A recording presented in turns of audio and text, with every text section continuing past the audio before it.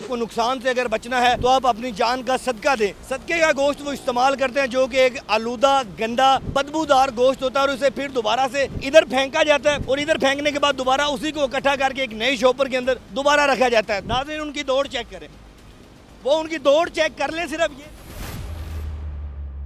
नाज़रीन ये देख सकते हैं लाहौर की ये मेन शाहरा है जो करीम मार्केट की तरफ जाती है। जिना हॉस्पिटल की तरफ से आते हुए जब आप करीम मार्केट की तरफ जाते हैं तो यहाँ पर ये गोश्त जो सदक़े के तौर पर ये कहते हैं कि सदका उतारने के लिए हम इस्तेमाल करते हैं, उसकी वजह से अब ऊपर आसमान की तरफ मेरा कैमरामैन दिखाएगा कि कितनी चीलें यहाँ पे इकट्ठी हो गई हैं। और मेरे आते ही उन्होंने दौड़े लगा दी हैं। कोशिश करेंगे हम उनसे बात करने की कि ये क्यों है। और ये देखें यहाँ पे ब्लड है, वो परिंदे उस तरफ लेके जा रहे हैं और वो दौड़ें देखें। नाज़रीन उनकी दौड़ चेक करें, वो उनकी दौड़ चेक कर लें सिर्फ ये देखें। मैं आपको बात लाजमी करवाऊंगा उनसे, पता करना है कि ये लोग कौन हैं, किधर जाते हैं। जहाँ मर्जी जाओगे हमने पता लाजमी करना है। ये देखें वो बंदा एक भाग गया है, ये बैठे हुए हैं।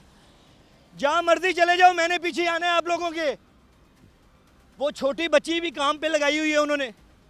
क्या ये इतना गैर कानूनी है कि बात नहीं कर रहे? नाज़रीन एक तो ये बंदा यहाँ पे जो बैठा हुआ था वो इल्लीगली यहाँ पे बैठा हुआ था।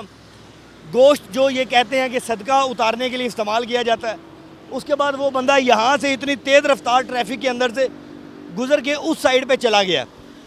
और गया सिर्फ इस वजह से है कि उसको इस बात का पता है, इल्म है, आगाही है कि ये इल्लीगल काम है, ये गैर कानूनी काम है। उसके बावजूद वो यहाँ पे बैठा है और लाहौर इंतज़ामिया बिल्कुल खामोश है। ये ऊपर परिंदे, ये ऊपर जो चीलें हैं, ये बाज हैं, ये सिर्फ़ और सिर्फ इस वजह से यहाँ पर मौजूद हैं कि इनका जो गोश्त है वो यहाँ पर ये रखते हैं, जिस वजह से कोई भी जानी और माली नुकसान हो सकता है। नाज़रीन आपको लेके चलता हूँ इधर खेतों की तरफ। वो कहीं निकल गए हैं, उन्होंने कोई रास्ता बनाया हुआ है। ये क्या है पता नहीं, कहाँ छुप गए हैं।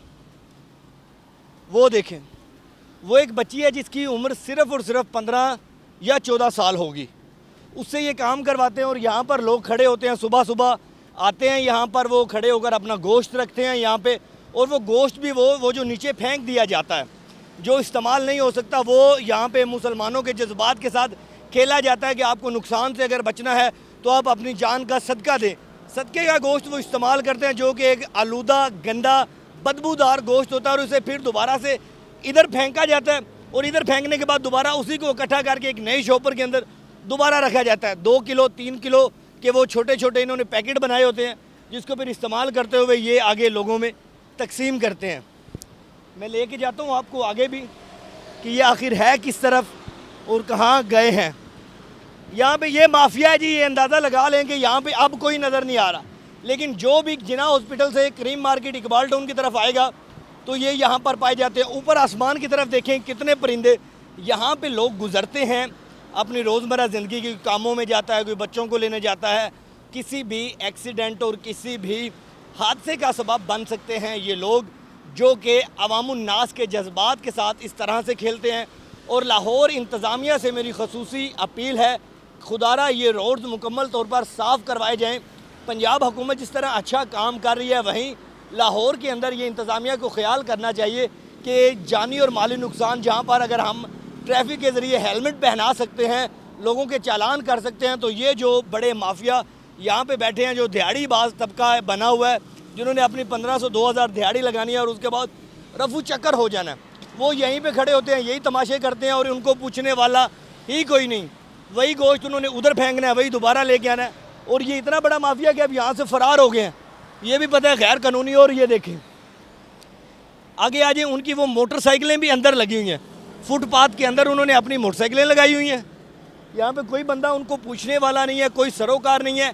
इंसानी जानों के साथ खिलवाड़ किया जा रहा है। नाज़रीन ऊपर चीलें हैं, वो मेरा कैमरामैन आपको दिखाएगा कि आसमान मुकम्मल तौर पे भरा हुआ है सिर्फ इन चीलों की वजह से। ये जो बाज हैं जो यहाँ पर ये गोश्त फेंकते हैं, उसको उठाने के लिए गंदगी की वजह से यहाँ पे इकट्ठा हो जाता है।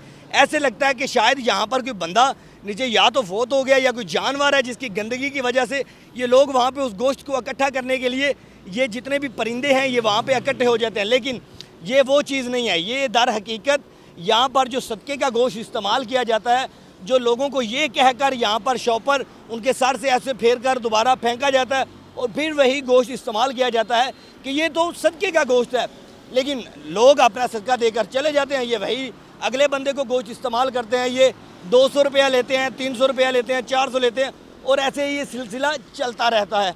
मज़ीद भी आपको दिखाऊंगा कि ये अब गए कहाँ हैं और किस तरफ पूरी कोशिश करते हैं ढूंढने की कि आखिर गए कहाँ पे है, कौन सा इनका ठिकाना है। इधर ये खेत है, इस तरफ वो देखें, उधर भी हैं, वहाँ पर भी वो ख़वातीन मौजूद हैं, और उधर आपको लेके जाएंगे अब।